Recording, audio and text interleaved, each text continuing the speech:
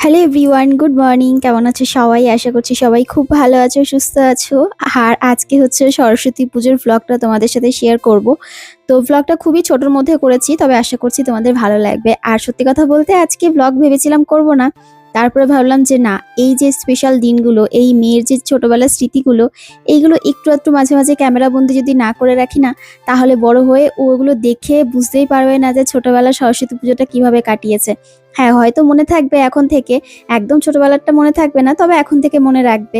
আমাদের যেরকম মনে আছে ছোটবেলায় মা শাড়ি পরিয়ে দিত, তারপরে সাজুগুজু করিয়ে দিত। আর আমাদের ছোটবেলায় সাজুগুজু বলতে সেরকম বিশেষ কিছু ছিল না, একটু হালকা লিপস্টিক, একটু নেল পালিশ, ব্যাস এটুকুনি। আর হ্যাঁ, ওই ফেয়ার অ্যান্ড লাভলি জবে থেকে বেরিয়েছে, একটু একটু ফেয়ার অ্যান্ড লাভলি বা একটু পাউডার। তো যাই হোক, মায়ের শাড়ি পরার একটা মজাই কিন্তু আলাদা ছিল। তো প্রথমে মেয়েকে বলেছিলাম যে একটা গ্রাউন্ড টাইপের পরিয়ে দেবো কিছু, তারপরে নিজে সকালবেলা উঠে চিন্তা ভাবনা করলাম যে না, এখন যদি ওকে শাড়ি না পরাই, ও না বড় হয়ে ভুলেই যাবে, বলতেও পারবে না যে আমার মা আমাকে শাড়ি পরিয়েছিল।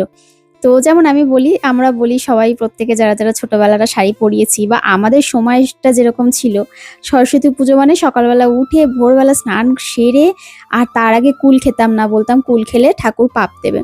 তাই কুল মুখে দেওয়া কিছুতেই চলবে না, কুল কিন্তু খেতামই না। এখন যদিও সবাই কুল খেয়ে নেয়, তো এখন অতটা সেভাবে আর কি কেউ মানে না। তারপরে স্নান সেরে ওই অঞ্জলি দেওয়া শাড়ি পরে, তো এটা তো আছেই। তারপরে এসে বাড়ি ফিরে অঞ্জলি দিয়ে প্রসাদ খেয়ে উপোস ভেঙে তারপরে কিন্তু বন্ধুদের মানে বান্ধবীদের সাথে ঘুরতে যাওয়া। তো যাই হোক, সেই কথাগুলো মানে আজকে বলতে বলতে মনে পড়ে গেল মেয়েকে সাজাতে গিয়ে। আর ওকে না এরকম একটা হালকা ওয়েটের, মানে একদম লাইট ওয়েটের শাড়ি পরিয়ে দিলাম। তো এটাই আমার কাছে ভালো, বেস্ট মনে হলো। বেস্ট বলতে কি, মানে হালকার মধ্যে যাতে ও ক্যারি করতে পারে, কারণ ছোট মানুষ তো, কোথায় পড়ে যাবে, কোথায় হোঁচট খাবে, তো ওই জন্য। আর এবার একটু সাজুগুজু করিয়ে দিচ্ছি, আর চুলে শ্যাম্পু করিয়ে দিয়েছি। তো চুলটা হেয়ার ড্রায়ার দিয়ে ভালো করে শুকিয়ে দিলাম। আর এখন যাব স্কুলে, আমরা ওকে নিয়ে স্কুলে যাব। তার আগে অঞ্জলি দেবে, আমাদের বাড়ির পাশে একদম পুজো হয়েছে, তোমাদেরকে একদম পরে দেখাও ভিডিও শেষে। তো ওখানেই কোয়েল আর ও গিয়ে অঞ্জলি দেবে। তো তাড়াতাড়ি করে ওই জন্য একটু সাজুগুজু করিয়ে দিচ্ছি। আর কোয়েল কিন্তু শাড়ি পরবে না, ওকে আমি পরে বলেছিলাম কি রে, শাড়ি তুই কেন পরবি না? বলছি কি মামি, শাড়ি পরতে ভালো লাগছে না, তারপরে ব্লাউজও সেভাবে ঠিকঠাক করে কিছু রেডি করে রাখিনি, তো ওই জন্য এবছরটা শাড়ি পরতে ইচ্ছা করছে না। তো যাই হোক, দেখো মেয়েকে শাড়ি পরিয়ে রেডি করিয়ে দিয়েছি, আর গাছের থেকে দুটো ফুল ছিঁড়ে তারপরে খোপায় মানে চুলে গুজে দিলাম।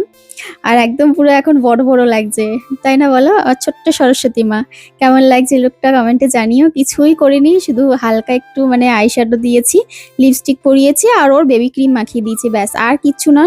তাতে একদম সাজ কমপ্লিট। তো আর নিজেকে ঘুরে ঘুরে আয়নায় বারবার করে দেখছে। আর একটা রানী কালারের ছোট্ট টিপ পরিয়ে দিয়েছি। তো তারপরে অঞ্জলি দিয়ে এদিকে আমরা সবাই মিলে বেরিয়ে পড়েছি, এখন স্কুলে যাব। স্কুলে তো পুজো হয় জানো, আগের বছরে গেছিলাম, মানে গত বছরে গেছিলাম, আর এবছরটাও যাব। আর এবছর হচ্ছে আমরা আমি, অদ্রিকা, আয়ুষ্মিতা আর এই যে ছোট্ট মাটা যাচ্ছে। তো মা বলেছিল ওকে নিয়ে যাবে, আমি বলেছিলাম যে হ্যাঁ, ওকে রেডি করিয়ে দাও, ছোট মানুষ, ও ঘুরে আসবে গিয়ে। আর কি খুশি দেখো আমার কোলে উঠে। তো দেখো এদিকে অদ্রিকাও তোমার রেডি হয়ে গেছে, বেরিয়ে পড়েছে। আর এদিকে মেয়েও শাড়ি টাড়ি পরে সুন্দর করে সাজুগুজু করে রেডি হয়ে বেরিয়ে পড়েছে। মানে শাড়ি পরার মধ্যে মেয়েকে একাই শাড়ি পরেছে। আর আমি তো ওকে রেডি করতে গিয়ে নিজে আর শাড়ি পরার সময় পাইনি, তো ভাবলাম যে না, একটা সালোয়ার কুর্তি পরেই চলে যাই। আর বিশ্বাস করো, একদিকে ভালোই হয়েছে শাড়ি না পরে, কারণ ওই যে পুচকুটাকে সামলাতে পারতাম না, না হলে। আর কোয়েল হয়ে যাচ্ছে আমাদের সাথে। আর স্কুলে এত ভিড় হয়েছিল এবছরটা, মানে গত বছর এতটা ভিড় হয়নি। তার কারণ আছে, তোমাদেরকে আমি পরে বলছি, আগে চলো। তো এখানে দেখো আমরা টোটোতে বসে পড়েছি, এই পাশে আমি, অদ্রিকা আর আমাদের ছোট পুচকুটা বসেছে। আর তাকিয়ে তাকিয়ে হাসছে, চারপাশটা দেখছে, ওর খুব মজা লাগছে। ও ভাবছে আমরা সবাই মিলে কোথায় ঘুরতে যাচ্ছি। আর তারপরে এই যে রাস্তায় ঠাকুর দেখে আবার নমো করছে, ও আবার রাস্তায় ঠাকুর দেখলে কি সুন্দর নমো করে। আর তারপরে আমার চুলটা ওর গায়ে লাগছিল বলে সে কি অস্বস্তি বোধ করছিল। তো প্রথমে তো আমি বুঝতে পারিনি, পরে বুঝতে পারলাম যে ও চুলটার জন্য ওরকম করছে। আর তারপরে না, আসার সময় ও ঝিমাচ্ছিল, মানে ঘুমিয়েই পড়েছিল কোলে। তো আসার সময় ওই জন্য কোলে করে নিয়ে তারপরে এসেছি। তো টোটোতে করে ওদের বাড়ির সামনে একদম টোটো দাঁড় করিয়ে তারপরে ওখানে ওকে দিয়ে তারপরে আমরা বাড়ি এসেছি। তো দেখো স্কুলের গেটে ঢুকে পড়েছি আমরা। আর তারপরে এসে এখন এই যে মাকে দর্শন করব, কিন্তু অনেক ভিড় ছিল, মানে ঢোকার পথেও বেশ ভালোই ভিড় ছিল। এখানে না ওই যে দেখো ওদের ওই যে মাঠটা দুটো প্লেগ্রাউন্ড বানিয়েছে, মানে এটা হচ্ছে ফুটবল, আর পাশে আর একটা জায়গায় ঘিরেছে দেখলাম, এটা নতুন করেছে, দুটো জায়গায় ঘিরেছে। তো যে ওই জন্য মাঠটা একটু ছোট হয়ে গেছে, মানে অনেকটা জায়গা। আর হে দেখো ওদের স্কুলের ম্যাম আমাদের ছোট পুচকুটাকে দেখে ওকে একটু আদর করলো, মেয়ে অদ্রিকা ওদের সাথে কথা বললো। আর তারপরে আমরা এই যে সামনের দিকে যাচ্ছি। তো যেহেতু ওখানে ওদের ওই প্লেগ্রাউন্ড গুলো বানিয়েছে বলে দুটো বানিয়েছে, একটা বোধহয় টেনিস বা কিছু, আর একটা হচ্ছে ফুটবলের। তো ওই জন্য আর কি জায়গাটা একটু শর্ট হয়ে গেছে, ওই জন্য সবাইকে লাইন দিয়ে দিয়ে ঢুকতে হচ্ছে। তবে এসে অনেক কষ্টে মায়ের দর্শন পেলাম। আর এত সুন্দর করেছে, মানে ভীষণ ভালো লাগছে। আমি কোয়েলকে বলছিলাম, দেখ মা সব থেকে মানে এই ঠাকুরের মুখটা বেশ সুন্দর হয়েছে, আর এত বড়সড় হয়েছে, দেখতেও খুব ভালো লাগছে। তো এখান থেকে আমরা মায়ের দর্শন করলাম। প্রথমে ভাবছিলাম ওপরে উঠবো না, তো বলছিল ওপরে উঠতে গেলে তাহলে জুতো খুলে তারপরে ওপরে উঠতে হবে, মানে এখানে একটা ওই স্টেজের মতো বানিয়েছিল ঠাকুরের ওখানটায়। আর নিচ থেকে সবাই প্রণাম করছিল, যারা ওঠার তারা উপরে উঠছিল। তো অনেকে ফটো তুলছিল ম্যামদের সাথে, তারপরে মায়ের মানে সরস্বতী মায়ের সাথে। তো আমি ভাবছিলাম একটু উঠবো, কারণ একটু সামনে থেকে দেখার ভীষণ ইচ্ছে ছিল, কিন্তু এত ভিড়ের জন্য আমি উঠতেই পারছিলাম না। তারপরে আমাদের পুচকুটা, ওর জুতো খুলতে গিয়ে আর এক কাণ্ড, সে আমি যেন মাটিতে বসেই পড়ি সেই অবস্থা। তো যাই হোক অনেক কষ্টে তারপরে জুতোটা খুলে সাইডে রাখলাম, আমিও জুতো খুলে ওদের সবাইকে বললাম তোর আস্তে আস্তে করে আয়, পেছন পেছন ভিড়ে আবার হারিয়ে যাস না। তো ওদিকে সবাই রয়েছে পেছনে, আর তারপরে এদিকে আস্তে আস্তে করে দেখো এবার এই যে ওপর দিকে উঠছি। তো ওপরের দিকে উঠে তারপরে একটুখানি সামনে থেকে মাকে দর্শন করে একটু প্রণাম টনাম করে তারপরে ওদের খাবার দেয় যেহেতু আজকের দিনে।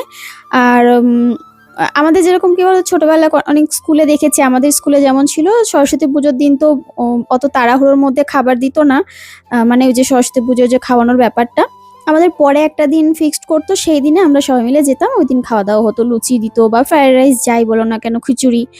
আর ওদের আবার একটু আলাদা। তো এখন অনেক স্কুলে অনেক রকম আর কি নিয়ম করে দিয়েছে, যেটা যেরকম সুবিধা হয়। তো মেয়েদের যেরকম আর কি আজকের দিনে আজকেই খাবার দিয়ে দেবে। তো ওদের ওই বিরিয়ানি দিয়েছিল, ভেজ বিরিয়ানি কন্টেনারে করে দিয়েছিল, আর কুপন দিয়ে দিয়েছিল সব স্টুডেন্টদের হাতে আর কি, তারা সেই কুপন দেখালে ওদের আর কি সে খাবারটা দিয়ে দিচ্ছিল। তো ওই জন্যই অধিকারটা আর আয়ুষ্মিতারটা দুটো কুপনই আমার হাতে নিয়ে তারপরে আমি খাবারটা নিলাম। এখানে যে খাবার দাবার ওই সেগুলো বসেছিল, তো ওদিকে আবার রান্নাও হচ্ছিল আর কি বিরিয়ানি। আর এদিকে পার্থিবের সাথেও দেখা হয়ে গেছে, আর আমি দেখো সামনে চলে যাচ্ছি, আমি তো দেখতেই পাইনি যে পার্থিব এখানে রয়েছে। পরে কোয়েল দেখে তারপরে ডেকেছে। তো তারপরে এই যে আমি আসলাম, পার্থিবকে দেখে আমি যে হাসছিলাম, তারপরে খানিকক্ষণ কথা বললাম। তো বললো মামি একটু দাঁড়াও, আমি বললাম মা কোথায়? বলছে মা তো ওই সামনের দিকে চলে গেছে। তো আমাকে বলছে মামি একটুখানি দাঁড়াও, মাকে ডেকে নিয়ে আসি। তো তারপরে এখানে আবার দাঁড়ালাম একটুখানি, আমি বললাম তুই তাহলে ডাক, আমি সামনের এখান থেকে খাবারটা নিচ্ছি। তো তারপরে আবার দিদি আসলো, দিদির সাথে আবার কথাবার্তা বললাম, আর তারপরে ওখান থেকে খাবার দাবার নিয়ে বেরোলাম। তো যাই হোক আজকের দিনটা বাচ্চাদের সাথে বেশ সুন্দরভাবে কেটেছে, আর এগুলোই থেকে যাক স্মৃতির পাতায়, তাই না বলো? তো তারপরে এখান থেকে বেরিয়ে একটু নারকেল নিচ্ছিলাম, কারণ বাড়ি যাব ওই জন্য একটু নারকেল নেওয়ার আছে। তো আমার শাশুড়িমাকে বলেছিলাম নারকেল নেওয়ার জন্য, ভুলে গেছে হয়তো, আগে দুবার বলেছিলাম, ওই দিদিভাইরা যখন এসেছিল দুবার পিঠে করেছিলাম তখন মাকে বলেছিলাম, মা নিয়ে দিয়েছিল। তো এবারও সেদিন বলেছিলাম মা দুটো নারকেল এনে দিও, তো আমি একটু বাড়ি যাব এই দিন, তো মা হয়তো ভুলে গেছে। তো যাই হোক আজকেই লাস্ট, আজকে না নিতে পারলে আর নেওয়া হবে না, আর পিঠেও করা হবে না। তো ওই জন্য আমি দাঁড়ালাম এখানে। তো প্রত্যেকদিনই যাই, মেয়েকে যখন দিয়ে মানে বাড়ি যাই তখন প্রত্যেকদিন নারকেল দেখে যাই। এবার আমি তো ভেবেছি ঠিক আছে মা নেবে বেছে কুটে ভালো দেখে, তো দেখলাম যে না মা আর নেয়নি, ভুলে গেছে। তারপরে আজকে ভাবলাম যে না আমি যাই, নিজেই নিয়ে যাই, দেখি কেমন কি হয়।